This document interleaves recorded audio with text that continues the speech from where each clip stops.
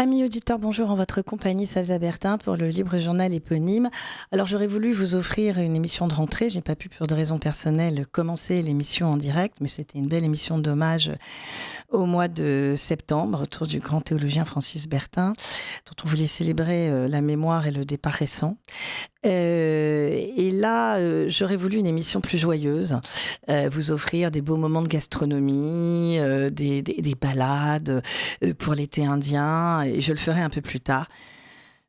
Mais le devoir, je dirais, c'est rappeler à moi et mon côté journalistique qui m'a vraiment titillée, c'est-à-dire que on vit une forme de chaos, voilà. Et donc cette émission, c'est une émission sur le chaos. Alors le chaos, il est français. Déjà. Et ce sera la dernière partie de notre émission avec quelqu'un que vous connaissez bien et qui garde toujours sa joie de vivre malgré ses constats. Donc, je vous garde la surprise. Mais avant, nous allons avoir une grande émission ensemble pour comprendre deux lignes de front très chaudes, internationales, mais qui ont des impacts aussi chez nous. Pas seulement au nom du battement de l'aile d'un papillon, vous savez, mais parce que je crois que la France, de par son histoire, devrait être engagée, même moralement, dans ces conflits. D'abord, évidemment, Gaza, avec une actualité très chaude. Alors, j'en ai parlé, moi, à plusieurs reprises, toujours sous l'angle humanitaire. Mais là, on va quand même parler de géopolitique et de aussi l'implication de la France, parce que nous reconnaissons donc l'État de Palestine. Est-ce un bien, est-ce un mal? La position de la France à ce sujet est déjà très ancienne. Ça n'est pas une nouveauté, mais on a besoin d'être éclairé. On a besoin d'être éclairé sur la situation aujourd'hui de Gaza qui, était-ce possible? Il y a quelques mois, quand nous en avons parlé, empire. Et pourtant, c'est la réalité. Et ensuite, nous allons tenter d'éclairer les choses. Et puis, un autre point, alors épouvantable, qui est abandonné du monde. Voilà, abandonné du monde, c'est le Congo. Et nous apprenons, toujours avec stupéfaction, qu'il y a des massacres, et encore des massacres, et des choses absolument épouvantables, d'une violence inouïe. Et donc, même chose, nous allons établir le constat et les dernières nouvelles de ce peuple magnifique d'ailleurs, assez pacifique, ça c'est, mes invités le diront, mais complètement abandonné à un chaos et à des massacres épouvantables. Et nous allons ensuite essayer de comprendre dans cet échaud, c'est très très complexe, les tenants, les aboutissants et surtout les origines avec mes invités. J'ai le bonheur de recevoir Charles Onana. Bonjour monsieur. Oui, bonjour. Alors, merci d'avoir accepté cette émission des beautés qui a été décidée au débeauté d'ailleurs, en se disant qu'il fallait absolument agir au vu des dernières actualités, tant au Congo qu'à Gaza. Et puis, alors vous êtes politologue, analyste, journaliste d'enquête, d'investigation, et puis surtout, et vous avez côté très universitaire, et vous avez publié nombre d'ouvrages sur différents sujets. Alors à la fois l'Afrique, vous êtes d'origine camerounaise, il me semble. C'est ça. Et donc vous avez écrit une trentaine d'ouvrages, je pense, Oui, à peu près. depuis le début des années 2000, enfin fin 90, voilà. Déjà, il y avait un premier livre sur Bokassa, et puis très vite sur le génocide rwandais. Très vite, en 2002, Les secrets du génocide rwandais, enquête sur le mystère d'un président. Et puis après, il y a eu beaucoup d'ouvrages, toujours sur le Rwanda, même sur les relations de la France avec l'Afrique, par exemple sur la Côte d'Ivoire, etc. Et puis, le dernier, je dirais, que je voudrais vraiment citer, c'est Holocauste au Congo, l'omerta de la communauté internationale, chez l'Artilleur en 2023. Et je crois que rien que ce titre d'ouvrage dit tout. Voilà.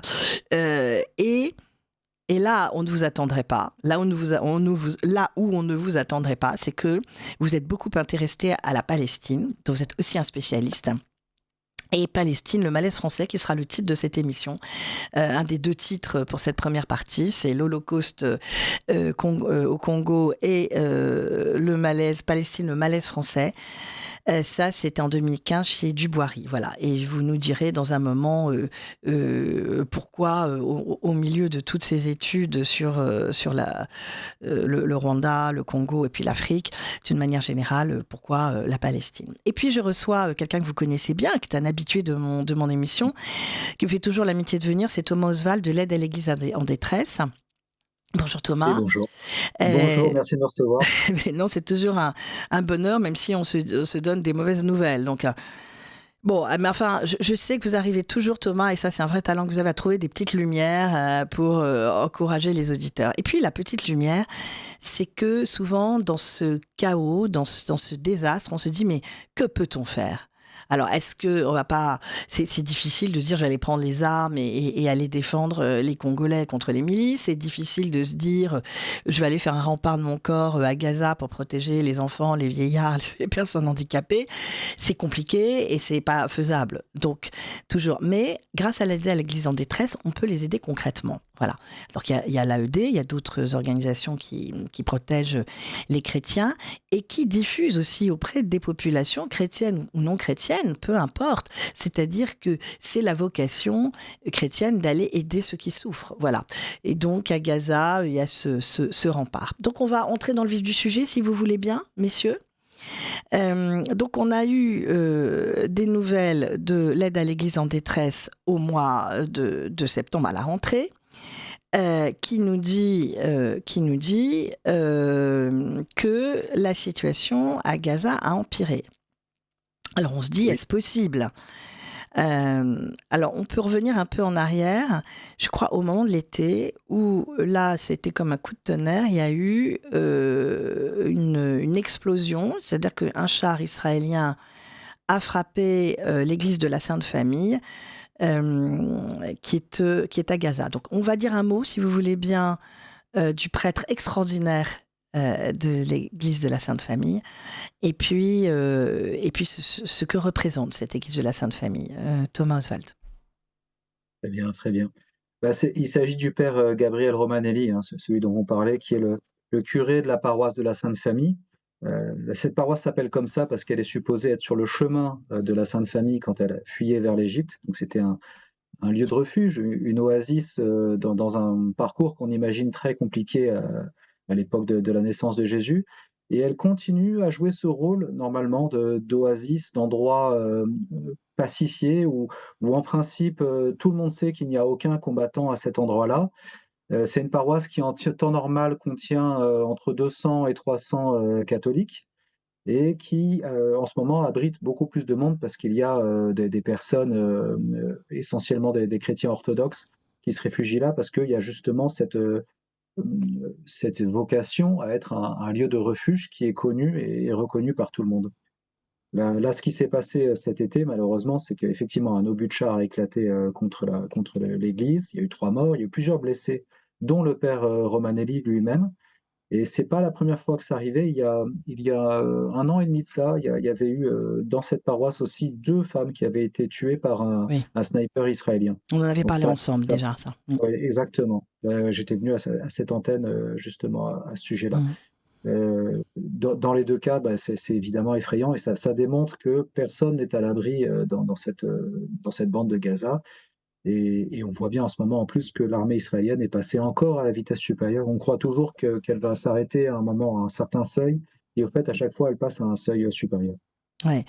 Alors, ce qui est extraordinaire, c'est de voir ces hommes et ces femmes, prêtres et religieuses, rester debout et qui choisissent de rester et de ne pas fuir pour rester auprès des plus vulnérables. Parce que comme ils le disent, c'est illusoire de penser que des enfants, des blessés, des malades, des personnes handicapées et des vieillards vont fuir. Et donc, il faut bien que quelqu'un reste comme une forme de rempart. Oui, tout à fait. Alors ça, c'est un reproche qu'on fait quelquefois, quand on connaît pas bien le sujet. On dit: «Mais pourquoi est-ce qu'il reste là? C'est quand même très dangereux, il devrait aller ailleurs». D'une part, ailleurs, pour aller où? C'est pas du tout évident. Il y a personne qui peut les accueillir, immédiatement. Beaucoup de checkpoints sont fermés. C'est pas évident de partir d'un endroit à l'autre et il y a beaucoup de raisons qui s'opposent à ce départ. D'une part, s'ils partent de là, c'est probable qu'ils puissent jamais revenir parce que les terres seront occupées, par ailleurs ou ils retrouveront tout détruit. Et d'autre part, même le voyage est très compliqué parce que beaucoup, comme vous l'aviez dit, beaucoup d'entre eux sont, malades, handicapés, ou quelques-uns sont même médicalisés, peuvent pas bouger de leur lit, parce que cet endroit-là recueille toutes les souffrances de la bande de Gaza, donc le voyage serait très compliqué, matériellement. Il y a encore une autre raison, c'est qu'ils sont dans un espèce de microcosme où ils connaissent leurs voisins, ils ont le respect et l'amitié de leurs voisins immédiats, mais s'ils se déplaçaient dans un autre endroit dans la bande de Gaza, c'est pas du tout évident qu'ils obtiendraient cette reconnaissance et ce respect des personnes avec lesquelles ils seraient confrontés à ce moment-là. Donc ça pourrait être extrêmement dangereux. Donc toutes ces raisons font que le départ de cette zone est extrêmement compliqué pour les chrétiens. Alors, en plus, l'armée israélienne a détruit des maisons pas très loin de la paroisse, donc provoquant un nouveau chaos, puisque je crois afin de prévoir l'offensive terrestre. Mais enfin, c'est terrible parce que c'est pour faire passer les chars et donc il y a des.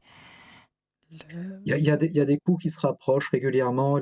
Malheureusement, l'accident, enfin, apparemment, c'est un accident de l'obus de char qui a explosé dans la paroisse de la Sainte Famille, était très prévisible parce qu'il y en a régulièrement qui explosent. Si vos auditeurs veulent voir un peu à quoi ça ressemble, je les invite à suivre le compte X du père Romanelli, Ouais. qui régulièrement postait en disant voilà, bah, là, il y a un obus qui a éclaté à 300 mètres, là, il y en a un, c'était à 250 mètres. Enfin, il y a comme ça une espèce de gradation de la terreur et des explosions qui se rapprochent. Le fait de les voir comme ça sur les réseaux sociaux donne un peu une idée de l'angoisse, de l'inquiétude que peuvent vivre ces gens qui sont complètement désarmés et qui sont en plein milieu de la fournaise. Ouais. En fait, ils sont tous au milieu de la fournaise, hein. Tout Gaza est au milieu de la fournaise et tout empire à chaque moment. Donc l'ONU a quand même parlé, il faut le dire, de génocide. Donc c'est même pas nous qui le disons. C'est-à-dire que si même les instances internationales, malgré la puissance d'Israël et l'amitié qu'on peut avoir pour Israël, comme le disent, c'est que quand même, il y a quand même une réalité. Et quels que soient tout ce que peuvent dire les médias français. Et qui Bien se sûr. battent bec et ongles pour une vision sioniste des choses, ne changeront rien à un état de fait et à une reconnaissance qui aujourd'hui devient internationale. Donc là, on en appelle simplement à l'humanité. Ça n'est plus même une question de politique. Et ça, les politiques, on va le voir avec Charles Nana. Alors, il y a des petites lueurs, et c'était extraordinaire que voir, même au plus profond de la nuit, on a ces lueurs. Alors déjà, il y a une très grande lueur, c'est que le pape Léon XIV, d'abord prend la parole, et puis les a appelés plusieurs fois. Alors, je vous laisse la parole à ce sujet, Thomas. Je pense Oui, qu'ils ont été très touchés des appels. oui, tout à fait. Et les Palestiniens, enfin les Palestiniens chrétiens en particulier, mais les chrétiens israéliens sont aussi, subissent aussi cette violence extrême. Et un peu à l'image des Congolais dont on parlera ensuite, ils ont le sentiment d'être excessivement seuls. Les chrétiens, c'est à peu près 2% de la population du territoire de la Terre sainte, donc c'est une toute petite minorité.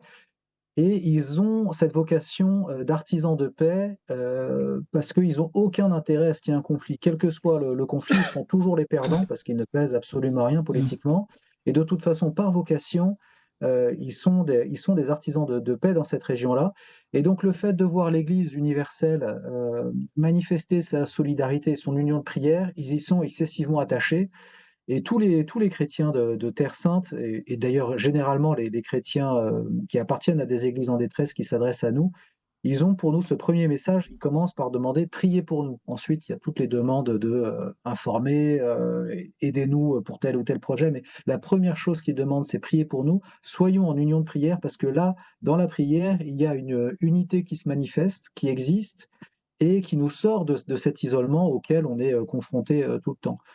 Plus largement, là, on parle de Gaza depuis tout à l'heure, mais il y a d'autres actions israéliennes qui sont menées contre des chrétiens palestiniens, en particulier en Cisjordanie, en particulier dans le village chrétien de Taïbé, qui démontrent que la société israélienne est assez malade en ce moment. Elle pousse les plus extrêmes à agir elle lâche complètement la bride à ce que la société israélienne peut contenir de plus extrémiste et de plus violent. C'est tout à fait évident dans le village de Taïbé, où on voit les colonies qui se rapprochent, il y a des échauffourées qui éclatent régulièrement. Il y a des manifestations de colons israéliens qui débarquent en disant ici, c'est pas votre terre, vous allez dégager d'ici. Et il n'y a aucune sanction qui est prise contre ces colons-là. Oui, oui, alors parce que bien sûr il y a Gaza, mais le conflit s'étend et Oui, Israël fait s'étendre le conflit plus exactement oui, tout à fait. Alors, autour. une partie d'Israël, mais moi, ce qui m'inquiète beaucoup à titre personnel, c'est que on sait bien qu'il y a une partie d'Israël qui est violente. Dans toutes les sociétés, il y a une frange de la société qui est Extrême, violente, toujours. les extrêmes. Et là, c'est les extrémistes qui donnent l'agenda manifestement. Et ceux qui veulent, comme je vous le disais, qui ont un discours radical, ont carte blanche. Ils peuvent faire absolument tout ce qu'ils veulent et il n'y a jamais de sanction. Il y a des chrétiens dans Taïbé en particulier qui disent qu'ils peuvent plus aller ramasser leurs olives, ils peuvent plus aller dans les champs, ils peuvent plus travailler parce qu'ils risquent de prendre des balles carrément. On peut carrément leur tirer dessus. Quand j'y étais, moi, il y a 20 ans, quelquefois, il y avait des colons énervés qui leur jetaient des cailloux. Là, maintenant, ils peuvent se faire tirer dessus et ils savent que la personne qui leur a tiré dessus ne recevra aucune sanction de la part de la justice israélienne. Et là, on franchit des caps et effectivement, pour ces chrétiens-là aussi, on s'interroge sur l'avenir.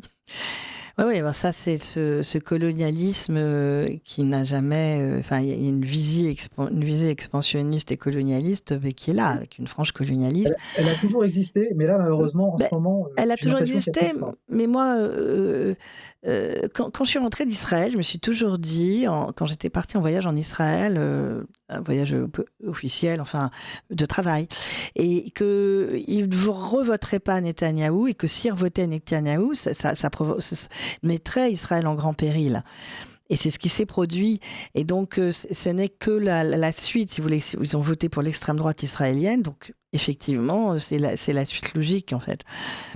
Ça s'appelle la politique de gribouille. C'est pas la première fois qu'il y a une frange sioniste qui l'utilise même dans ses opérations extérieures, etc. Et c'est pas forcément intelligent pour ce pays qui, à bien des égards, on peut aimer par ailleurs. Voilà. Mais moi, ce que j'aimerais maintenant, c'est avoir l'éclairage donc de Charles Nana. On va revenir dans le temps avec vous. On va remonter le temps, Charles Nana. Mais déjà, est-ce que vous voulez réagir sur tout simplement ce que vous avez entendu là et ce que l'on a pu dire? Mais écoutez, c'est une excellente transition parce que quand on entend Thomas et qu'on vous entend avec votre expérience personnelle sur le terrain, on a l'impression que l'histoire n'a vraiment pas beaucoup bougé. Parce que en réalité, qu'est-ce qui se passe à la fin du protectorat français? C'est qu'on a l'impression que la France a renoncé complètement à défendre ne serait-ce que la culture française dans cette région, qui est une vieille région de tradition où la France a été très impliquée. En écoutant Thomas tout à l'heure, j'ai parlé de l'expérience des chrétiens là-bas, mais il m'est venu à l'idée de me souvenir d'une vieille association, je crois que beaucoup de Français ont oublié ou ignorent, c'est l'Association française des Amis de la Palestine. Qui depuis 1923 se battait déjà pour cette situation.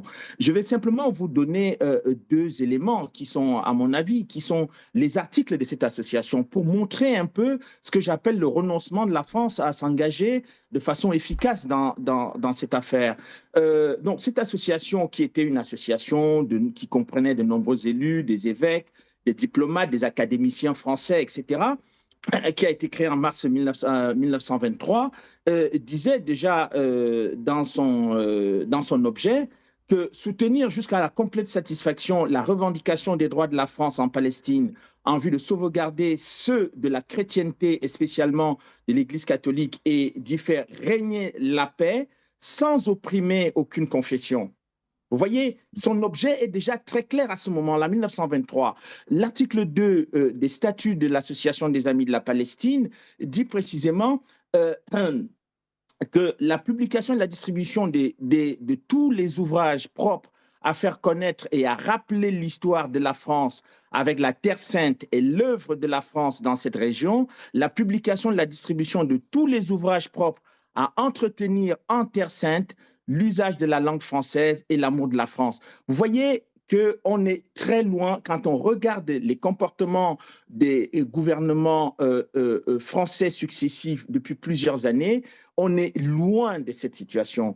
Et je rejoins là la position de Thomas il parle des extrémistes. On a l'impression, en écoutant aujourd'hui, que ce soit les médias français ou la classe politique française, de manière générale, on a l'impression qu'on a d'un côté les militants ou les gens qui sont très proches de la politique de Netanyahou et les gens de LFI, etc. Oui, donc, c'est comme si c'est vraiment comme s'il n'y a pas de place, comme si dans ce pays, il n'y a plus suffisamment d'intelligence pour expliquer sur le plan historique, pour expliquer sur le plan de la tradition, ce qu'a été la tradition de la politique étrangère de la France dans cette région, comme s'il n'y a plus personne, comme si c'était le désert intellectuel le plus total. Oui. Et ça, c'est vraiment désespérant pour les gens qui s'intéressent à l'humanité dans cette région. Parce que je ne suis pas certain. Oui, le désert intellectuel en France, oui, oui. Mais c'est ça. Donc, je pense qu'on va essayer quand même, dans cet environnement, de rappeler quand même que dans cette région du monde, non seulement la France a eu un rôle important dans la vie politique, mais on a vu également que après la 4e République qui avait pris des positions en rupture avec la tradition des rois de France dans la région, la 4e République, on a vu des responsables politiques, notamment avec le gouvernement Guy Mollet, qui se sont beaucoup rapprochés d'Israël et de sa vision des choses, plutôt que d'avoir une politique équilibrée qu'on aura avec le général de Gaulle beaucoup plus tard. Alors justement, Charles Nanas, je voudrais faire un arrêt sur image pour comprendre le conflit. J'ai peut-être déjà dit à Santéten, je ne sais pas, mais moi, pour comprendre le conflit, quand il a vraiment commencé à Gaza et au fil du temps, j'ai repris les images de l'INA. Voilà. Et pour comprendre le mode de vie qu'on voit un peu parfois quand on va en Israël, quand on va à Jérusalem, avec les chrétiens, les musulmans, les juifs qui vaquent à leurs occupations. Il y a encore quelques années, c'était viable, les gens pouvaient quand même travailler ensemble et tout ça. Mais quand vous reprenez les images de l'INA et que vous reprenez les témoignages très anciens, tout ce monde non seulement ne vivait pas côte à côte, ils vivaient ensemble. Et il y avait une solidarité entre eux, il y avait un échange au moment des fêtes, on s'entraidait parce que les chrétiens fêtaient quelque chose et les musulmans les entraidaient à ce moment-là, puis après c'était l'inverse, etc. Et les juifs étaient là aussi, et il y avait une harmonie. Alors moi, ma question, je pose des questions naïves aujourd'hui pour qu'on puisse comprendre. Charles Nana, est-ce que cette position française, la France est considérée comme un des premiers pays, si ce n'est le premier pays à avoir reconnu l'État d'Israël, à avoir été favorable en tout cas à sa création. Il y a eu les accords Balfour, ça pouvait nous en dire un mot pour ceux qui ne savent pas ce que c'est, ceux qui viennent de naître, c'est-à-dire à peu près tous les Français aujourd'hui dans le déficit de culture et voilà.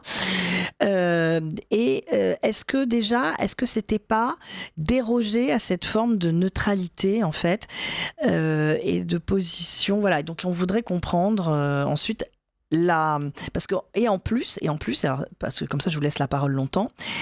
On se souvient des positions du général de Gaulle et on se souvient de François Mitterrand. On a l'impression que c'est les 2 derniers présidents à avoir eu un peu d'intelligence dans le diplomatique dans cet état de fait géopolitique, quoi. Ouais. Alors Charles Nana sur Radio Courtoisie. Bien sûr. C'est-à-dire qu'on est passé d'une situation où les gens vivaient ensemble avec tout ce que vous avez décrit tout à l'heure, à une situation où il y avait cette forme, beaucoup plus d'ailleurs chez les membres, les éléments sionistes radicaux à la création d'Israël en 1947, et qui ont pris vraiment beaucoup de pouvoir à tel point que leur pouvoir a commencé à déborder après la création de l'État d'Israël. Il faut rappeler quand même que la France a joué un rôle prépondérant à ce moment-là, parce qu'il y avait un certain nombre, au lendemain de la guerre, il y a eu cette... Enfin, je dirais, la tragédie que les Juifs ont vécue pendant la Seconde Guerre mondiale a amené quand même la France à avoir une politique qui était une politique, je dirais, pro-israélienne, à aider Israël à construire son État, à avoir son État. Donc, si vous voulez, de ce point de vue, la France a assumé ses responsabilités, a assumé son rôle. Donc, une fois que cela a été fait, eh bien, il y a eu cette volonté du côté des sionistes israéliens à vouloir, je dirais, créer un rapport de force militaire au Proche-Orient face aux pays arabes qui étaient opposés effectivement à la création de l'État d'Israël. Et à ce moment-là, je pense qu'on va arriver très rapidement au discours de 67 du général de Gaulle, qui a fait remarquer aux Israéliens que, en fait, vous ne pourriez pas vivre normalement avec les pays arabes si vous maintenez un climat de tension dans cette région. Et je pense qu'à l'époque, on a vu d'ailleurs des intellectuels comme Raymond Aron publier un ouvrage d'ailleurs qui traite le général de Gaulle d'antisémite. C'était quand même, je dis, c'était fort de café que quand on connaît les sacrifices que le général de Gaulle a consentis à la fois pour la libération de la France, mais aussi qui a intégré, je dirais, la plupart des membres de la communauté juive étaient autour du général de Gaulle. Donc, publié en 47, après son discours de 67, un livre le traitant d'antisémite, j'ai trouvé que cela était excessif. Et je pense qu'il y a un certain nombre de gens qui ont trouvé cela excessif. Mais simplement parce qu'ils ne voulaient pas écouter. Ils ne voulaient pas écouter l'appel à l'apaisement, la volonté que le général de Gaulle avait déjà de leur faire comprendre que la France, d'ailleurs il a dit que la France sera toujours à vos côtés, comme elle a toujours été, oui. Mais il est important que vous sachiez que vous ne pourriez pas vivre en paix si vous faites la guerre avec tous ces pays. Oui, bon. Alors dès que vous faites un appel à la raison ou à la paix, mais c'est la même méthode qui est toujours, c'est exactement la même méthode qui se reproduit aujourd'hui avec Gaza, c'est-à-dire simplement, vous parlez simplement même d'humanitaire, hein, de cas humanitaires, vous êtes antisémite, voilà. Mais c'est la même chose, hein, c'est-à-dire que ils ont employé le même technique avec le racisme, etc. Et je crois qu'il y a quand même des organismes comme le CRIF, dont j'aimerais que vous nous expliquiez un peu leur rôle, parce que dans tout ce processus, aussi bien d'ailleurs sur le côté antiraciste que sur le côté antisémite, c'est-à-dire que dès que vous voulez parler de raison ou de fait, ou faire un appel à la paix, à l'apaisement ou à l'ordre, à tout de suite, et c'est toujours la même méthode, ça commence à être un peu éculé, quoi, enfin, un peu gros quand même. Oui. Alors, sur le CRIF, c'est l'expérience du CRIF que vous soulevez est une expérience très intéressante parce que à l'époque, quand j'ai publié mon livre sur la Palestine, j'avais rencontré M. Théo Klein, qui était l'ancien président du CRIF. Et M. Théo Klein faisait partie, effectivement, de ces juifs français qui connaissaient très bien Israël et qui avaient fait beaucoup de missions, qui étaient avocats, qui était un grand connaisseur quand même des relations internationales en même temps. Et à l'époque, il a quasiment été menacé d'exclusion à la tête du CRIF lorsque le président Mitterrand a décidé d'inviter Yasser Arafat à Paris. Pourquoi ?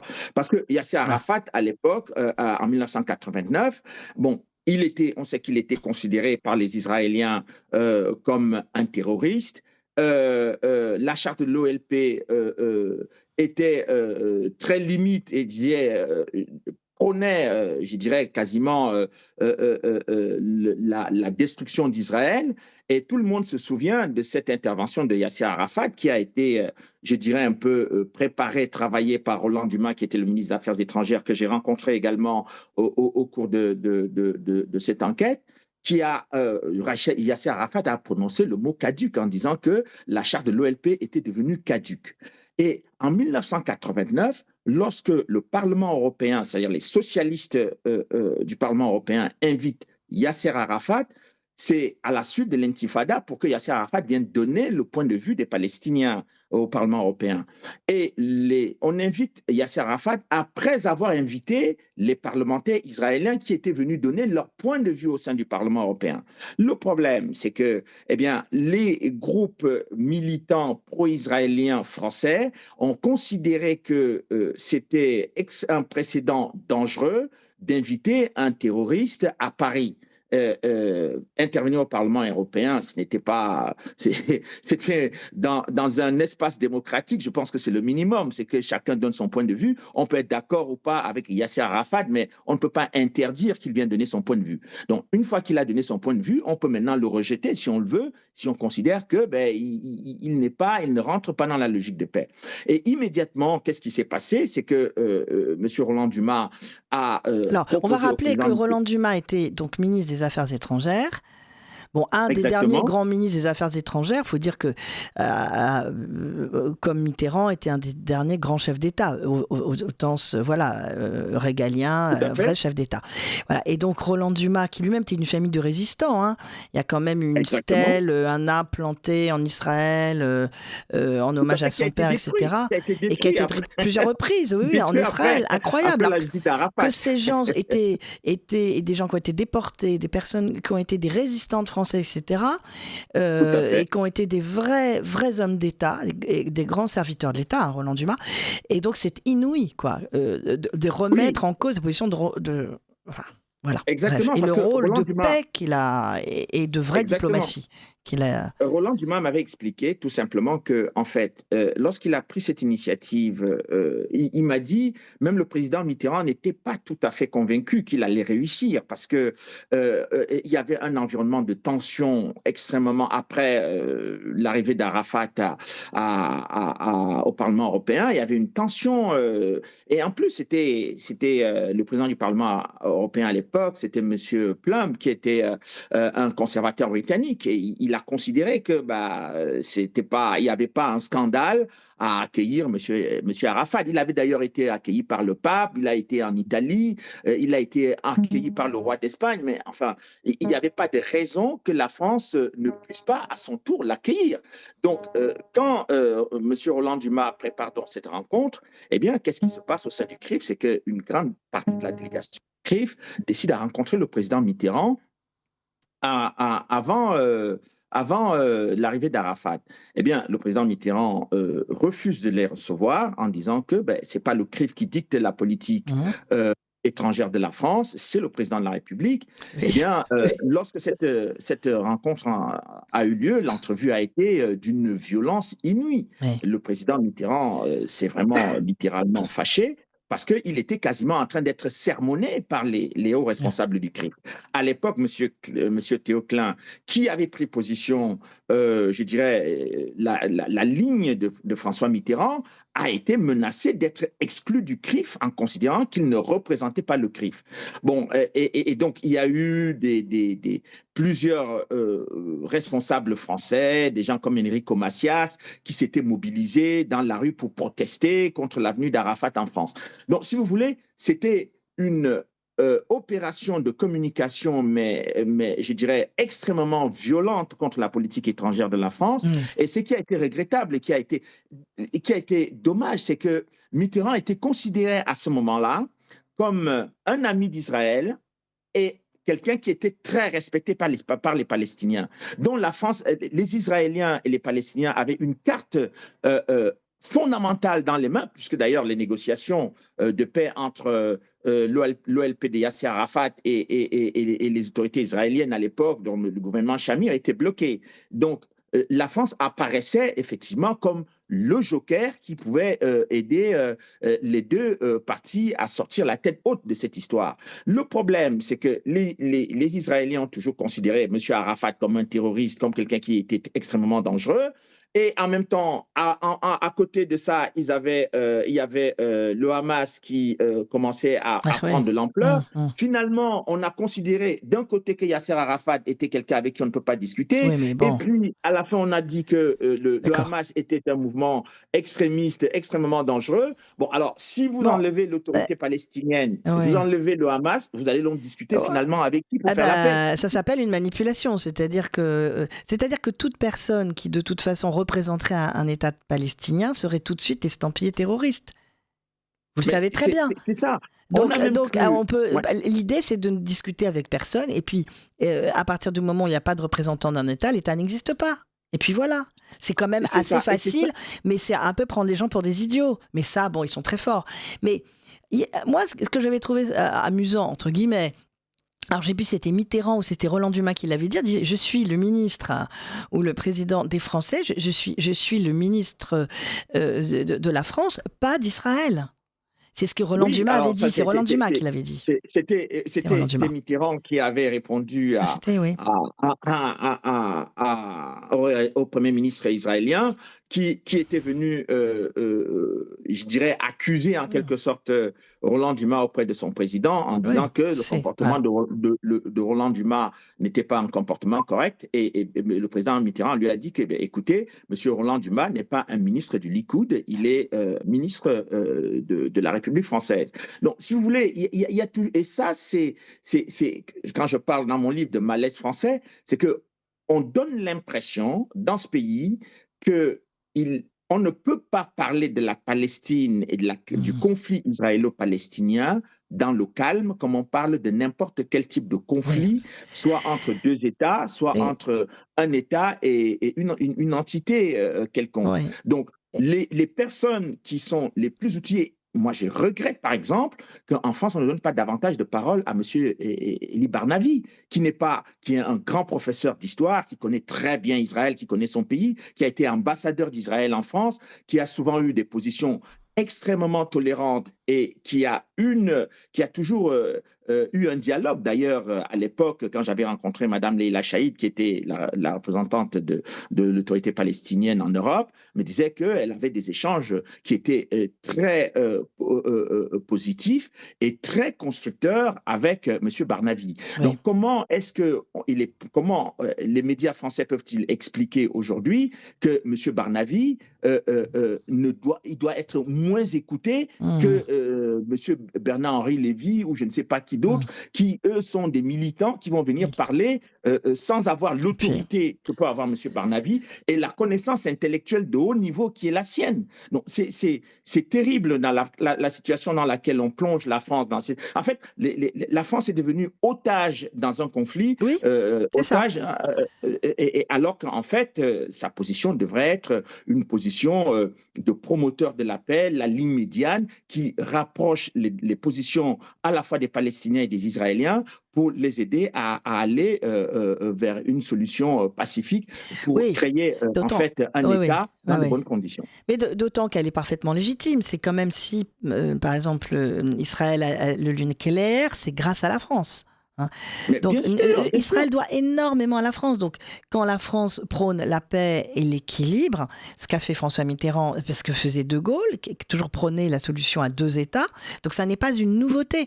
Quand là, le président Macron décide de reconnaître la Palestine, c'est tout simplement la tradition française. Est-ce que vous n'êtes pas d'accord ? Et puis, je dirais quand même que la seule loyauté que l'on doit quand on est en France, c'est à la France.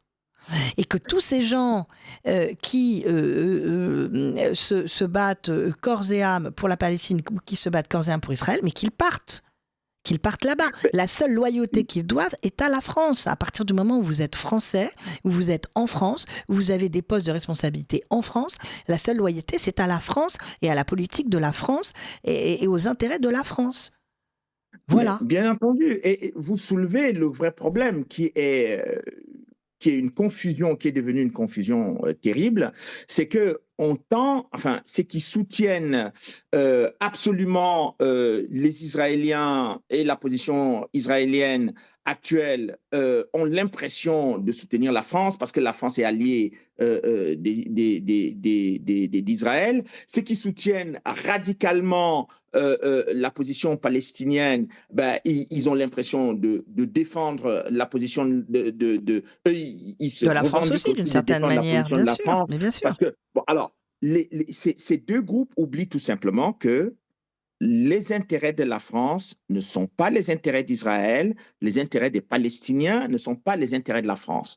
Donc, les Israéliens ont leurs intérêts dans la région qui peuvent entrer en collusion et même en affrontement avec les intérêts français, les Palestiniens de la même façon. Donc, la position qui a été la position historique de la diplomatie française, qui a toujours été d'être quasiment un arbitre impartial ou quelqu'un qui a une position équilibrée ou un État qui a une position équilibrée, me paraît être la juste position que la France doit avoir dans ce conflit-là et de ne pas être ni pro-israélien ni pro-palestinien, mais avoir une position française qui appelle Israël et les Palestiniens à faire la paix. Et c'est cette position qui est aujourd'hui répudiée par les différents, qui a été répudié par plusieurs responsables politiques. Et même quand on voit des membres du gouvernement français qui vont défendre mordicus la position de M. Netanyahou ou d'autres, mais enfin, je ne sais pas s'ils se considèrent à ce moment-là comme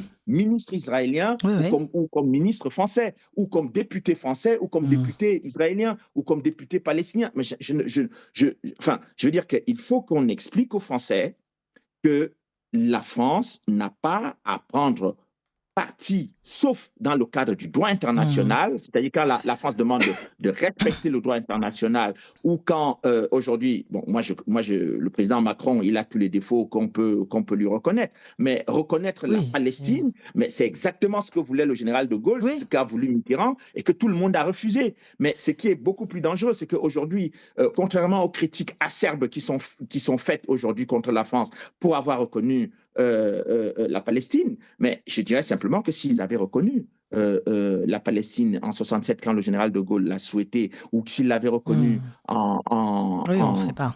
En 89, lorsque le président Mitterrand se battait pour ça, on n'aurait pas eu de 7 octobre, on n'aurait pas eu la destruction des enfants, les massacres de Gaza, tout ce qu'on a actuellement. Donc, soit les gens reviennent à la raison, et puis d'ailleurs, ce ne sont pas, il n'y a pas que les militants d'ailleurs qui critiquent. Il y a eu à l'époque une association israélienne qui s'appelait Breaking Silence. Et ces gens-là étaient des gens qui étaient au front, qui étaient à Gaza, qui étaient dans les territoires occupés. Ils ont produit des rapports disant que ce qui était en train d'être fait là-bas, dans les territoires occupés, n'était pas acceptable du point de vue israélien. Et donc, l'assassinat du président Rabin, qui était en phase complètement avec Yasser Arafat, qui voulait effectivement qu'il y ait une création d'un État palestinien pour qu'effectivement la position, le Hamas soit isolé et qu'on se retrouve dans un face-à-face entre deux États qui se dialoguent, qui discutent pour apaiser la situation, il a été assassiné en Israël. Donc, ça a été une perte terrible pour la création d'un État palestinien. Donc, aujourd'hui, ce qu'on a comme résultat aujourd'hui, c'est quand même le résultat d'une série de gâchis historiques. Et ça, c'est dommage. C'est un acte de manipulation de la part des franges les plus radicales. Donc oui, Emmanuel Macron peut lui reprocher plein de choses. En l'occurrence, là, il est resté vraiment dans la tradition française et c'est lui qui doit endosser malheureusement toutes les erreurs des choses qui auraient dû être faites plus de 50 ans avant. Et qui, ce qu'on peut lui reprocher, c'est d'avoir démantelé notre diplomatie. Ça, quand même, c'est épouvantable. Il n'y a aucun doute là-dessus. Et voilà, donc ça, c'était épouvantable. Mais bon, bref. Donc les manipulations, je dirais que elles continuent. Même le 7 octobre, je pense qu'un jour, la lumière sera peut-être faite. Vous savez... Écoutez, Israël, il faut pas. Si vous voulez, on peut dire beaucoup de choses sur Israël. On met tout. Alors, ils sont extrémistes, mais même les plus extrémistes ne sont pas complètement idiots. Hein. Et Israël est un modèle pour le renseignement et la sécurité, un modèle pour nous tous. Donc, on est toujours très attentif à ce que fait le Mossad, etc. Donc, je ne peux pas croire, et je ne croirai jamais, même une mouche qui passe la frontière, ils le savent. Une mouche. Donc, pensez bien que pendant des décennies, on ne se doute pas qu'on peut construire des souterrains, quoi. Non, mais bien sûr que non. Enfin bon. Donc, c'est le 7 octobre, c'est comme beaucoup d'autres choses, c'est un petit peu opaque. Voilà. Et comme vous dites, et ceux qui étaient près de la frontière, c'était pas ceux qui étaient les plus hostiles aux Palestiniens, comme vous savez. Mais les Israéliens qui étaient là. Hein. Oui, mais Donc, vous savez, bon, c'est dommage qu'on soit obligé de passer par des morts pour essayer d'avoir des débats démocratiques et je dirais des solutions acceptables. Je pense que l'arrivée, les Israéliens, les premiers, ont considéré que l'arrivée de Netanyahou était quelque chose d'extrêmement difficile, extrêmement pénible. Bon, je crois quand même que même dans le camp de Netanyahou, il y a quand même des gens qui ont considéré qu'il ne fallait pas aller trop loin dans la façon dont les choses se sont passées. Oui. Et du côté du Hamas, pourquoi on a toujours cherché à créer des situations où on va avoir un face-à-face entre le gouvernement israélien et le Hamas et ne pas chercher à réanimer l'autorité palestinienne qui a été moribonde pendant un certain temps, mais c'est simplement parce que, évidemment, ceux qui n'ont pas envie qu'il y ait une solution négociée, qu'il y ait une solution de paix, aussi bien du côté israélien que du côté palestinien, vont chercher à avoir constamment des affrontements entre eux et à ne pas laisser la moindre place aux pacifiques qui, eux, peuvent apporter une solution qui est acceptable par tous et qui peut être une solution durable dans le temps. Alors, passer par les massacres pour avoir une solution derrière, c'est quand même vous me faites une transition toute trouvée. Là, vous venez de trouver une transition toute trouvée, Charles Nana, puisqu'on va enchaîner sur le Congo, puisque je vois que le temps passe et qu'on pourrait discuter pendant des heures. Je voudrais ne pas conclure par une information très désagréable, puisque vous parlez de massacre, un communiqué d'Al-Qaïda qui appelle récemment, les gens pourront retrouver la source dans le Figaro notamment, par exemple, qui appelle ce qu'ils appellent des combattants monothéistes à tuer des juifs et des chrétiens. Alors, à cause du conflit à Gaza. Alors, ce qui est complètement ridicule, puisque justement, la France reconnaît la Palestine et est un des pays qui prend le plus fait et cause pour cette. Donc là, on y reconnaît toujours la même patte et la même manipulation. Al-Qaïda n'étant pas une organisation musulmane, bien évidemment, mais complètement politique et complètement, voilà, on connaît son origine. Ce sont des gens qui veulent que des massacres, de la mort, etc. C'est uniquement une organisation politique. C'est rien pas des gens d'accord avec Dieu, etc., qui iront en enfer pour toujours et qui s'en moquent complètement de Dieu. Et d'ailleurs, ils savent ou ils savent pas qu'ils seront en enfer par leurs actes. Donc voilà. Je crois pas qu'on puisse distinguer politique et religion dans une organisation comme Al-Qaïda, parce que c'est une religion qui est c'est une application de la religion qui est complètement politique et ils envisagent à aucun moment de séparer l'un de l'autre. Hein. Ça, c'est une vision typiquement occidentale, ça, d'imaginer qu'on sépare religion et politique. Je tenais à faire cette remarque-là. Oui, vous pensez que... Mais bon, Al-Qaïda est quand même une organisation terroriste très manipulée par l'Occident. De toutes les façons, les Américains l'ont reconnu. Donc, mais bon, voilà. Donc, en tout cas, c'est encore une aberration totale, en fait. Et donc, qui produirait quoi ? D'opposer un peu plus les chrétiens au monde musulman. Parce que, voilà, au moment, comme par hasard, où on reconnaît l'État de Palestine, vous voyez, la manipulation est quand même, la ficelle est grosse quand même. Bon. Donc j'espère que les jeunes musulmans n'écouteront pas cet appel qui n'a aucun sens, en fait, en réalité. Surtout qu'il faut que les Français comprennent que dans cette affaire, ce n'est pas un sujet français dans le sens de dire que les Français doivent être des militants de tel ou de tel. Enfin, c'est un sujet français. Ni un militant de la Palestine, ni un militant d'Israël. Voilà, il faut rester dans cette position. Il faut faire respecter le droit international. Il faut faire respecter les droits humains. La France est un pays qui est attaché aux droits humains. Donc, il faut aller dans la direction où on pense qu'on peut être utile à la paix et le travail que fait Thomas et d'autres chrétiens là-bas qui se sentent le plus beau. etc., mais devrait avoir un écho, un minimum d'écho dans la conscience française. On ne peut pas dire que la France est la fille de l'Église catholique, et puis on voit des chrétiens qui souffrent dans des endroits comme cela, d'ailleurs, alors qu'ils n'ont rien fait. Hein. Ils sont pas en train de prendre des armes là-bas pour faire la guerre contre qui que ce soit. Alors là, voilà, on va parler du Congo, justement. Voilà. Bon, là, on va parler du Congo, justement, puisque c'est un des pays d'Afrique les plus abandonnés. Là, vous connaissez extrêmement bien le sujet. Vous avez fait plusieurs livres, Charles Nana. Donc, on fait une micro-pause et on va prendre d'abord les actualités les plus chaudes s'enquérir des actualités les plus chaudes auprès de Thomas Oswald. Et puis, on va analyser les raisons politiques et surtout économiques de tout ce qui se passe au Congo, ce pays oublié du monde. Vous appréciez cette émission? Alors aidez Radio Courtoisie à en produire d'autres. Rendez-vous sur soutenir.radiocourtoisie.fr. Merci d'avance.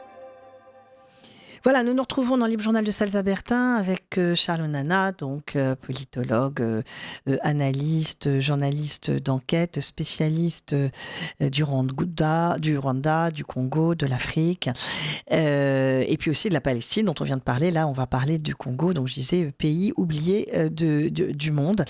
Et donc Thomas Oswald, vous multiplier les alertes et les informations. Vous êtes la voix qui crie dans le désert avec l'aide à l'Église en détresse, puisque vous êtes responsable de la communication, notamment de l'aide à l'Église en détresse.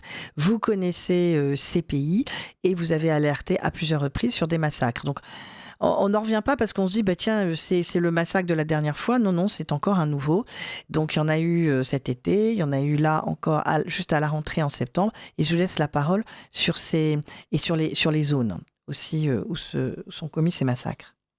Oui, tout à fait. Alors, ceux qui suivent l'aide à l'Église en détresse, vous avez vu qu'en mois de juillet, il y a eu un massacre dans une église au nord Kivu. Qui a été perpétré par les forces démocratiques alliées, entre guillemets, qui est une organisation ougandaise qui a prêté allégeance à l'État islamique. Et là, tout récemment, ça date d'il y a 2 semaines, si je ne dis pas de bêtises, il y a eu 2 nouveaux massacres, donc à Potoudou et Ntoyo. Et là aussi, il s'agit de 2 villes qui sont là aussi au nord Kivu. Et de la même façon, ce sont les forces démocratiques alliées qui ont perpétré ces massacres-là. Dans l'un des cas, ils se sont attaqués à une procession dans un village. Il y avait un enterrement. Et dans ce pays-là, quand il y a un enterrement, tous les voisins, tout le monde vient pour soutenir la famille qui est en deuil. Et les assaillants ont profité de ce rassemblement pour intervenir et commencer à massacrer des gens. Au total, le décompte des morts des 2 dernières attaques n'est pas encore précis parce qu'il y a encore des disparus et il y a des chiffres contradictoires qui sortent, mais il y aurait au moins une centaine de morts, peut-être 150. Donc c'est un massacre considérable qui a été perpétré manifestement pour terroriser la population. Et il y a aussi une revendication pseudo-religieuse derrière, puisque au nom de l'État islamique, on va massacrer des chrétiens dans une procession chrétienne dans le Nord Kivu. Nous, on a été très stupéfaits de constater qu'au Congo, qui est quand même une terre, pour le coup, à 90% chrétienne, on a maintenant des attentats djihadistes qui sont commis comme dans d'autres pays d'Afrique, comme dans le Sahel, comme au Mozambique. Ils n'avaient vraiment pas besoin de ça, les Congolais. Et c'est d'ailleurs l'un des témoignages qui ressort de cette région-là, où les paroissiens disent là maintenant on est pris entre le marteau et l'enclume. On a d'un côté le M23 qui a saisi une partie du sud Kivu, qui a saisi Goma, et de l'autre côté au nord maintenant on a les forces démocratiques alliées qui nous rentrent dedans et qui nous terrorisent. Et ce malgré des actions assez efficaces qui avaient été menées contre ce groupe-là par l'armée congolaise en interaction avec l'armée de l'Ouganda. Ah oui. Oui, il y avait ça, il y a quand même des actions qui sont prises, il y avait des routes qui avaient pu être Alors, ouvertes. vous parlez vous parlez au passé, Thomas Oswald. C'est-à-dire que ces actions ne sont plus prises pour les défendre et pour... L'armée est toujours là, mais manifestement, ça ne suffit pas. Dans le cas du massacre de Ntoyo, il y avait une force de la MONUSCO qui était à quelques kilomètres à peine, il y avait l'armée qui était tout près. Et là, en plus, les paroissiens avaient averti l'armée. Ils avaient dit attention, on a vu des miliciens, on a vu qu'il y avait du mouvement dans la forêt, on est inquiet. Et malgré ces signaux d'alarme-là qui avaient été tirés, il n'y a absolument rien qui s'est passé. Là, j'ai reçu le témoignage d'un prêtre qui réside à Butembo, c'est juste à côté, peu de temps après. Il disait non, on ne comprend pas, les forces de sécurité sont prévenues, il ne se passe rien. Ils viennent pas. Et Ils viennent pas. On les appelle et ils viennent pas il y a du pas tout. et ben, dans ce cas-là, en tout cas, c'est ce qui s'est passé. Il y a un manque d'efficacité chronique de l'armée congolaise, qui en plus a assez mauvaise réputation dans ces régions-là, parce que quand elle intervient, on sait qu'il y a en marge de l'intervention souvent des exactions qui sont commises. Donc ils ne sont pas très fiables alors, oui. Et non, effectivement. Donc les Congolais, ils se sentent complètement seuls. Les Congolais, les Bashimbe, en particulier ceux de Bukavu, que je connais bien parce que j'ai passé un peu de temps là-bas, ils se sentent complètement abandonnés par l'administration qui est très loin et par la communauté internationale aussi plus largement, parce que il faut se représenter que cette région du monde, elle est en guerre depuis 1994. Depuis 1994, l'Est du Congo connaît une succession de guerres. Alors, c'est pas une guerre chaude en permanence, mais c'est en permanence, par contre, des routes qui sont coupées, des pénuries en tout genre et des actes de terrorisme d'une violence absolument inouïe. Il y a les groupes qui frappent là, ils s'attaquent aux civils et il y a une volonté de nettoyage ethnique. On pourrait employer le terme de génocide dans certains cas, parce que le but du jeu, c'est de dégager des populations qui habitent là et de faire venir d'autres populations. Donc il y a une volonté de changement de population, effectivement. Ah oui, donc c'est vraiment des holocaustes et une volonté génocidaire. Hein. Bon, alors, combien y a-t-il d'habitants au Congo ? Alors au total, on est, je crois, à 80 millions d'habitants. Je dis peut-être une bêtise, hein. Mais on évoque 70 à peu près maintenant. Mais 110 avec les millions. massacres, etc., oui, on diminue. Hein. On diminue. Donc c'est un pays qui est... cette région du Congo, l'Est, est assez peuplée. C'est une région assez dense, mais beaucoup moins peuplée, évidemment, que le Rwanda à côté, qui est beaucoup plus dense. Et effectivement, on tend à avoir un déplacement de population du Rwanda vers le Congo. Et c'est un mouvement qui est accompagné par l'action des milices. Hein. Oui, c'est ça. Ouais. Donc, il y a plusieurs sortes de milices. On parle donc de l'ADF. Oui, on parle d'ADF, donc on là, parle du M23, c'est les deux principaux, mais il y a plus d'une centaine de groupes armés après qui peuvent prêter allégeance ou soutenir tel ou tel groupe et après basculer dans l'autre. Le problème, c'est au fait de cette région du monde, c'est que, il y a plusieurs problèmes, mais un des problèmes, c'est quand il y a une guerre qui est installée comme ça depuis longtemps, les gens qui ont des armes n'ont aucun intérêt à lâcher leurs armes. Tant qu'ils ont les armes, ils ont un pouvoir qui est très grand. Ils peuvent dominer des régions, ils peuvent dominer des mines qui ont des minerais qui sont excessivement coûteux, excessivement précieux.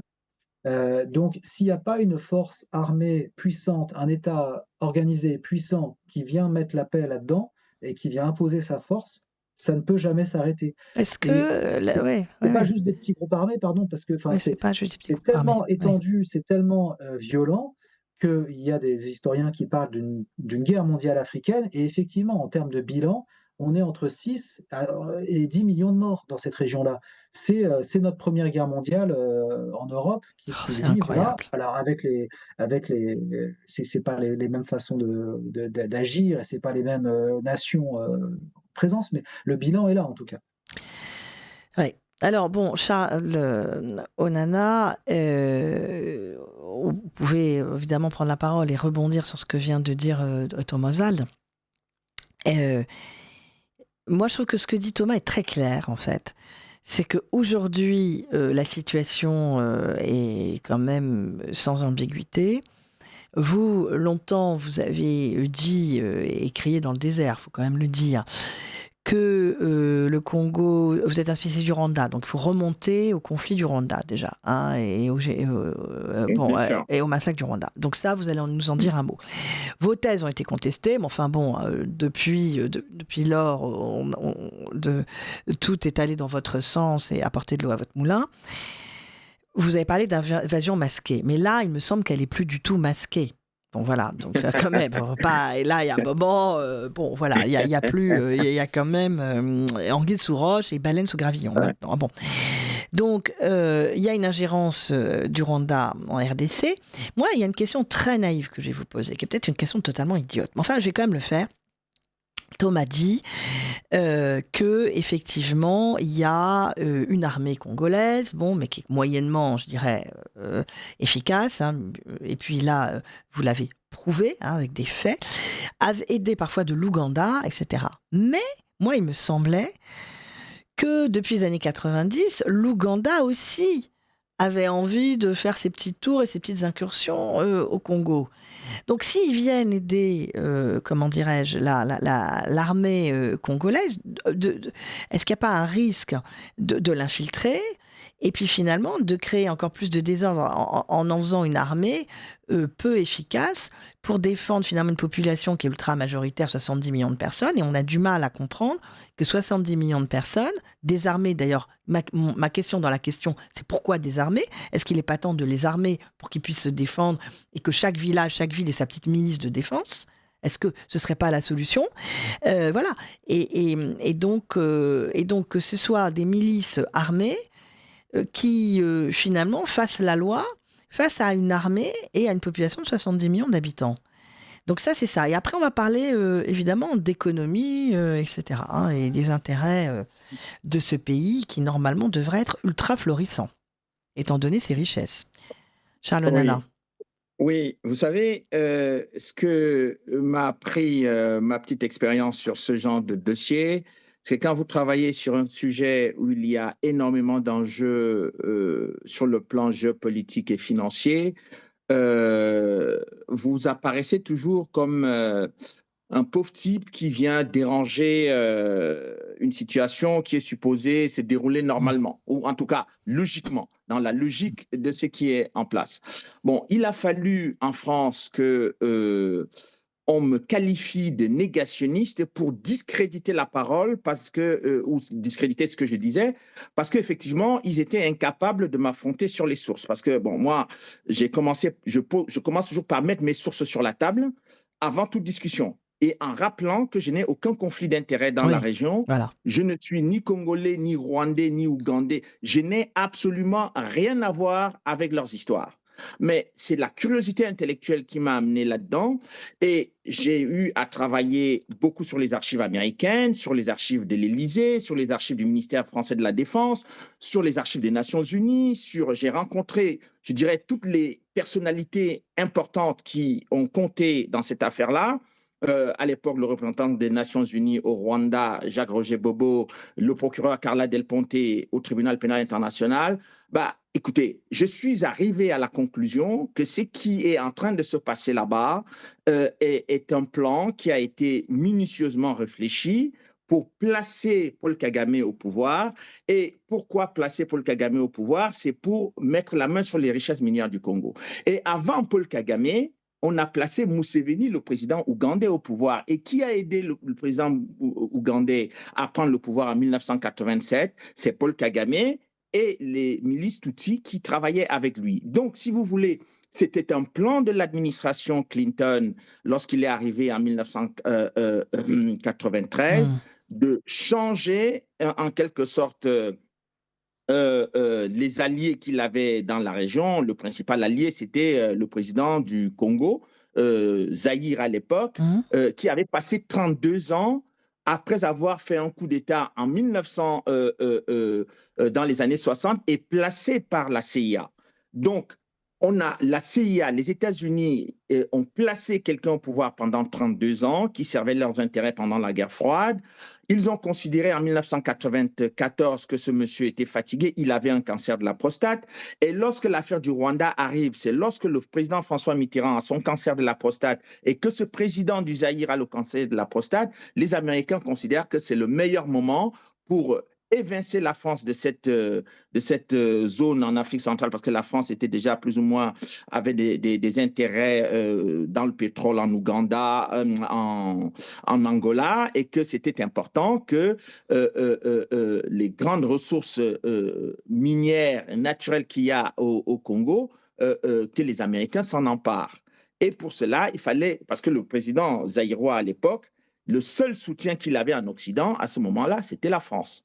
Donc, en lançant l'opération sur le Rwanda, opération dans laquelle la France a été salie comme jamais, et j'ai beaucoup regretté la lâcheté, je le dis, mais vraiment dans le calme et le respect le plus total, dans une lâcheté incroyable, les dirigeants français ont laissé humilier leurs militaires alors qu'ils savaient que les accusations qui étaient portées contre les militaires français qui intervenaient dans le cadre d'une mission des Nations Unies, ces accusations étaient fausses. Moi, en faisant une thèse doctorale, en publiant un livre pour les dénoncer, eh bien, on m'a poursuivi pour l'avoir fait. Et dans une indifférence, je dirais, quasi générale de la classe politique française, de gauche comme de droite, il y a quelques ministres, comme le ministre Hubert Védrine, qui a essayé de se battre, mais tous les autres se sont tus lamentablement. Et le problème, c'est que deux juridictions françaises, le tribunal de première instance et la Cour d'appel de Paris, ont confirmé toutes les enquêtes que j'avais faites en disant que, eh bien, les militaires français n'ont jamais participé à un génocide au Rwanda. Les militaires français n'ont rien fait de compromettant dans le génocide des Tutsis au Rwanda. Donc, quand vous avez et ça, c'était après 18 années d'investigation. C'est-à-dire que les juges ont passé 18 ans à enquêter pour arriver à cette conclusion. Moi, j'avais fait environ 20 ans de travail de recherche là-dessus. Eh bien, moi, je suis arrivé en 2017 à ces conclusions avant les deux juridictions françaises. Donc, vous comprenez, quand vous êtes dans cette configuration, eh bien, après, tout le monde va dire, oui, c'est évident, mais pendant toute la période où il fallait clarifier ce dossier, tout le monde était aux abonnés absents parce qu'il y avait effectivement les Américains et les Britanniques qui soutenaient Paul Kagame. Et il se trouve, pour répondre précisément à votre question sur l'armée, eh bien, l'Union européenne est trempée dans cette affaire jusqu'à la moelle épinière. C'est-à-dire qu'en 2005-2006, l'Union européenne a décidé que pour apporter la paix au Congo, pour que la paix puisse être obtenue au Congo, il faut mixer l'armée congolaise, c'est-à-dire qu'il faut prendre les miliciens, les criminels de guerre et tous les délinquants que vous pouvez ramasser dans les groupes armés, ce qu'on appelle les groupes armés, mais tout le monde savait que ces groupes armés sont fabriqués par le Rwanda, viennent du Rwanda et de l'Ouganda, puisque lorsqu'on a renversé le président Mobutu, donc du Zaïre, en 1997, ce sont les troupes rwandaises, angolaises et ougandaises qui ont mené cette sale opération. Donc, en 2005-2006, donc, que dit l'Union européenne? L'Union européenne dit, écoutez, il faut pacifier tous ces gens en les mettant dans l'armée congolaise. Donc, c'est le grand moment où on a infiltré toute l'armée congolaise. Moi, j'ai rencontré les diplomates et les officiers. Il y avait des officiers français qui ont travaillé à cette histoire de mixage. Moi, j'ai posé la question à certains d'entre eux, mais pourquoi vous avez fait un truc comme ça? Ils m'ont dit, mais monsieur Nana, c'était une décision de l'Union européenne. Nous, on est venus comme des techniciens. On nous a dit de faire sur le plan technique ce qui avait été décidé sur le plan politique et diplomatique. Donc, voilà comment on a affaibli une armée nationale en y introduisant des Rwandais, des Ougandais, des gens dont on ne connaît même pas la nationalité. C'était, on va le redire, parce qu'il faut le redire, c'était l'idée de qui? De qui était-ce l'idée, cette bonne idée d'infiltrer? C'est l'Union européenne. L'Union européenne, c'est l'Union européenne qui a elle-même probablement très inspirée par les États-Unis. Mais absolument, avec un financement de la Banque mondiale. Voilà. Mais oui, mais c'est quelque chose d'absolument délirant, mais c'est pour cela que tout le monde s'était, parce que moi, j'ai découvert cela, je ne savais pas que c'était ça. J'ai découvert parce que j'ai regardé ce qu'ils ont appelé le programme DDR. Le programme DDR, c'est désarmement, je ne sais pas quoi, réintégration, etc. Bon. Donc, quand j'ai regardé ce programme, comment il était fait, mais je découvre qu'en fait, on mixe dans l'armée congolaise des gens dont on ignore la nationalité, parce qu'on ne leur demande même pas d'où ils viennent. Donc, on se retrouve là avec des Burundais, des Rwandais, des Ougandais, des gens qui ne parlent pas. C'est-à-dire, vous êtes dans un pays francophone, vous avez des gens qui parlent anglais qui sont dans l'armée congolaise. Des gens qui ne répondent que sur le fondement des prénoms. C'est-à-dire, on vous dit tel James. Alors, ça a commencé en 97. avec James Kabarebe. Donc, James Kabarebe, qui était le chef d'état-major de l'armée rwandaise, qui est devenu chef d'état-major de l'armée congolaise.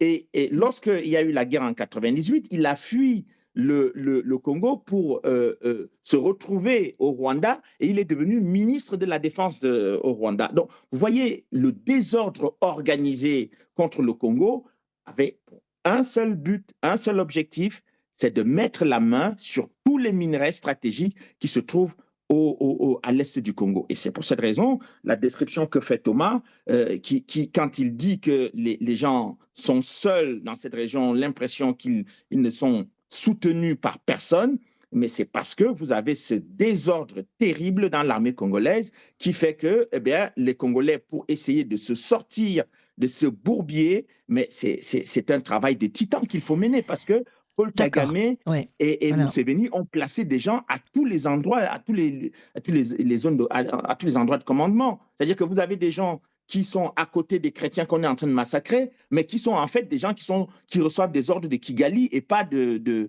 l'état-major congolais. Oui. Alors justement, pour bien comprendre, Charles Onana, ou plus exactement, ce que moi je ne comprends pas, c'est quel est l'intérêt de la communauté internationale aujourd'hui encore de soutenir le Rwanda pour les richesses, et vous allez expliquer de quel ordre sont ces richesses, parce que tout est là, en vérité, tout est là, oui. Et notamment la Silicon Valley et tout ça, et dépend beaucoup de tout ça. Mais quel est l'intérêt de continuer à soutenir le Rwanda, plutôt que tout simplement d'aller pactiser avec le gouvernement congolais pour profiter de ces richesses en proposant quelque chose de tout à fait honnête dans ce pays, comme un échange commercial, comme une aide au développement. Et pourquoi ? 2 raisons essentiellement, ce que j'ai pu identifier. Il y en a certainement d'autres. La première raison, c'est que au nom du génocide de 1994, il faut tout passer au Rwanda, et surtout parce que au nom de ce même génocide de 1994, on a mis Kagame au pouvoir pour aller piller au nom d'un certain nombre de multinationales occidentales. C'est ça la première raison. La deuxième raison, c'est que ce monsieur qui a passé 30 ans déjà au pouvoir et qui était venu, soi-disant, pour apporter la démocratie, vous voyez, il a tellement bien apporté la démocratie qu'il n'y a pas d'alternance politique dans son propre pays. Bon, donc il s'est installé là et il a pris le temps. Vous savez, Kagame, c'est un ancien responsable des services de renseignement. C'est-à-dire qu'il a été formé par la CIA au renseignement. Donc, il a des éléments compromettants et il a compromis un certain nombre de hauts dirigeants occidentaux. Donc, c'est pour ces raisons-là, ces 2 raisons essentielles qui font que, tout le monde est obligé de se taire et de négocier. Mais alors, pourquoi la CIA n'a pas eu raison de lui dans ces cas-là ? S'il est si gênant et s'il a tant d'informations. Oui, mais vous savez, quand vous dites... Il a été trop bien formé, c'est ça que vous êtes en train de me dire. Il a été trop bien formé, il est inatteignable. Mais vous savez, ils ont formé Ben Laden. Ça a été devenu compliqué de régler le problème de Ben Laden. Donc, le problème, c'est toujours ça, c'est que quand on joue au docteur, c'est sûr que quand on joue au docteur Frankenstein, à un moment, on peut avoir des problèmes. C'est évident, mais moi, je n'ai pas de doute que Kagame aura des problèmes. Là, c'est évident. Quand vous dealez avec les Américains, vous finissez toujours par avoir des problèmes. Mais ce qui est important aujourd'hui, c'est pour répondre à votre question, c'est que vous avez au sein de l'Union européenne des gens qui financent. On a donné 100 millions de dollars il n'y a pas longtemps au Rwanda pour l'aide au développement. C'est le pays qui a reçu le plus d'aide en Afrique depuis 30 ans. Il n'y a pas un pays qui a reçu autant d'aide de la Suisse, de la Belgique, des États-Unis, du Canada, de l'Australie. Tous les pays du monde entier ont aidé le Rwanda pour soi-disant s'en sortir. Bon, vous voyez qu'actuellement, au moment où l'on parle, il y a un championnat du monde de cyclistes dans ce pays. Mais il n'y a aucun cycliste au niveau international au Rwanda. Vous n'avez jamais, même si on n'est pas des champions qui suivons le cyclisme, mais vous n'avez jamais entendu dans les reportages en France qu'il y a un célèbre cycliste au Rwandais qui puisse justifier le fait qu'on fasse une course, un championnat du monde cycliste au Rwanda, dans un petit pays enclavé. Donc, si vous voulez, on est rentré dans une logique où on a fait de ce pays un État voyou qui est au service, qui fait ce que moi j'appelle de la sous-traitance, à la fois pour les multinationales anglo-américaines et bien entendu pour un certain nombre de pays occidentaux qui considèrent que tant que c'est le Rwanda qui fait le sale boulot pour eux, eh ben, c'est pas visible. La Grande-Bretagne, par exemple, a signé des accords pour envoyer là-bas des personnes en situation irrégulière, donc qui sont des gens qui sont exploités. Non, mais des gens que la Grande-Bretagne ne veut pas. Les gens dont la Grande-Bretagne ne veut pas. Qui sont renvoyés là-bas, expulsés. Oui, et les États-Unis venaient encore de signer un accord similaire avec le même Rwanda. Comment vous expliquez qu'un petit pays qui dit n'est pas en capacité d'absorber ses propres populations, eh bien, vous envoyez des illégaux, des immigrés illégaux là-bas. Donc il y avait des Afghans, carrément au Congo. Oui, il y avait des Afghans qu'on envoyait au Rwanda. Venant de Grande-Bretagne, que les Britanniques ne voulaient pas accueillir sur leur sol. Bon, des gens qui ont fait la guerre en Afghanistan, vous croyez que quand on les envoie au Rwanda, ils finissent où? Ils finissent à l'est du Congo pour faire la guerre. Donc, il y a toute une mécanique, mais totalement cruelle qui est mise en œuvre dans cette histoire. Pire que cruel, c'est criminel. Criminel. Mais c'est criminel, exactement. C'est pour cela qu'on ne veut pas qu'on en parle. Parce que si on en parle, ça va choquer l'opinion occidentale. Et puis les gens vont se dire, mais c'est quoi cette histoire? Mais vous voyez, ça c'est quand même des relents néocolonialistes. Je suis désolée de le dire. Avec un mépris. C'est simplement inhumain.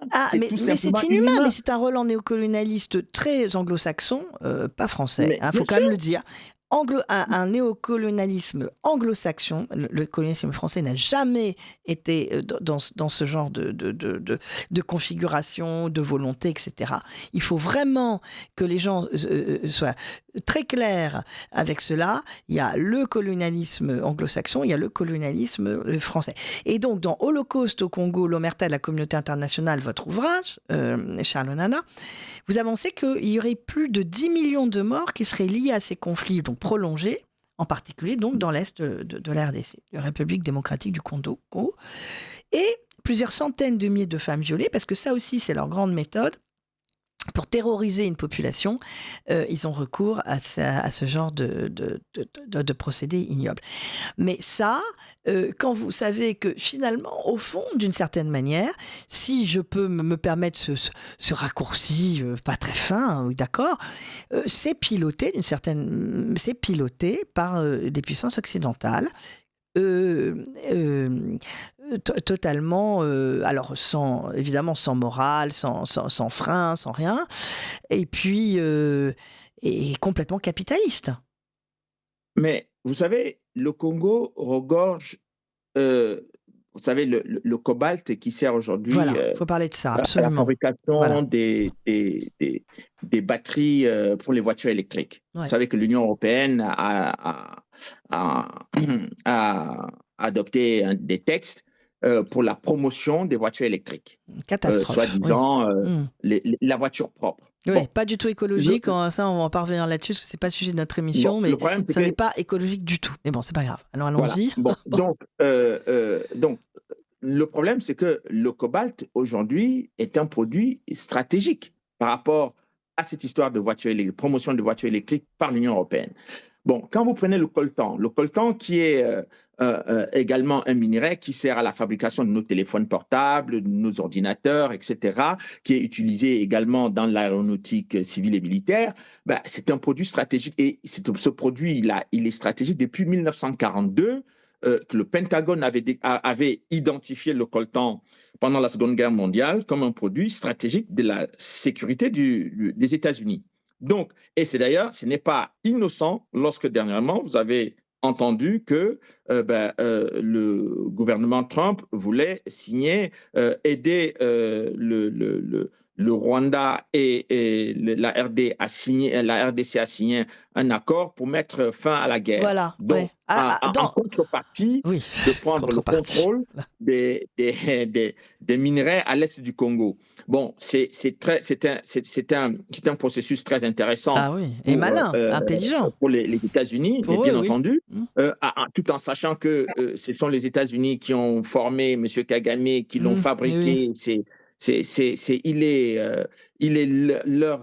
leur bad guy, comme disait un ancien agent de la CIA. Il disait, on sait que M. Kagame est un vilain garçon. Un very bad guy, un very bad guy. Oui, mais c'est notre on n'a pas parlé d'ailleurs du rôle de Clinton, enfin on n'a pas le temps, mais... Oui, mais Clinton, mais évidemment, vous savez, à l'époque, quand Clinton est arrivé au pouvoir, il a été accompagné. Il y avait un de ses anciens ministres, qu'on appelle le ministre de l'économie des États-Unis, M. Ron Brown, qui était mort dans un accident d'avion au Kosovo. Il avait fait une déclaration à Dakar, qui était une déclaration très importante, qui disait que bon, les puissance européenne avait longtemps eu le contrôle des ressources, des richesses, des ressources naturelles africaines. C'est maintenant au tour des États-Unis de se les approprier.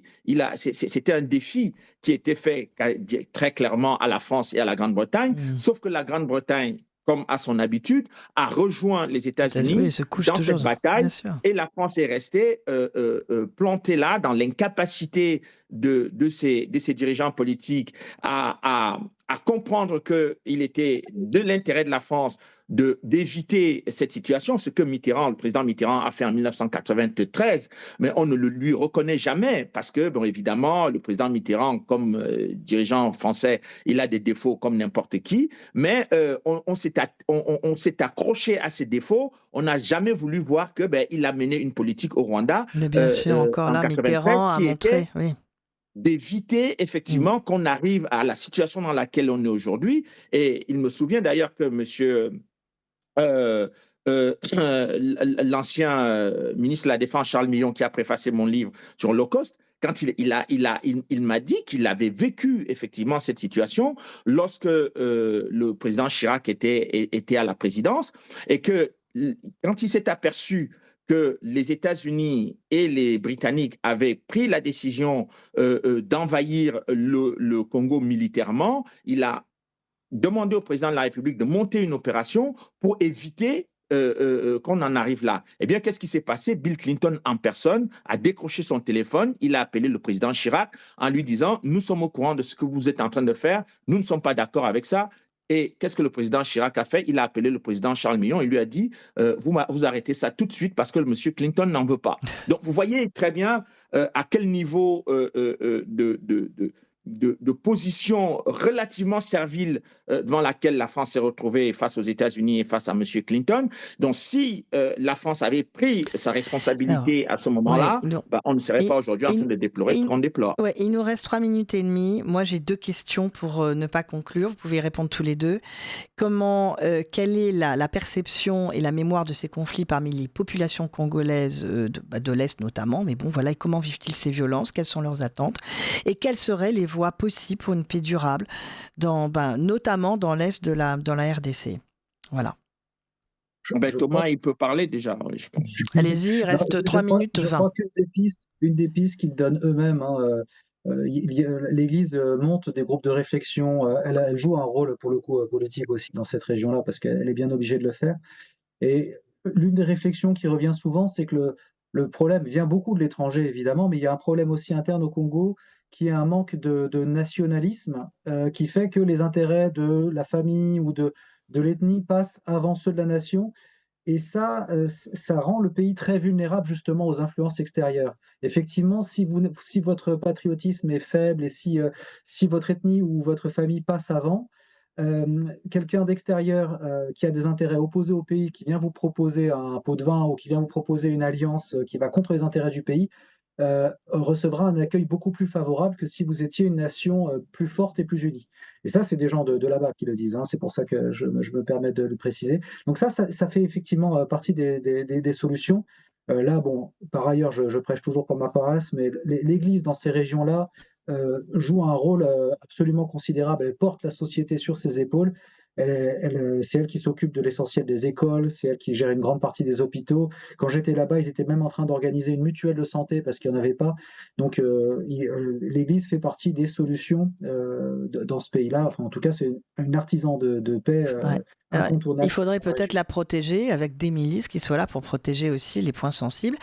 L'AED, c'est aed.org, ou dites-nous pour vous aider, parce que là, il va falloir donner de l'argent, il faut faire appel aux bonnes volontés. Alors, AED, c'est l'aide à l'Église en détresse. Vous cherchez simplement... aide à l'Église en détresse sur Internet. Alors, Charlotte Nana, il vous reste 1 minute 30 pour ne pas conclure.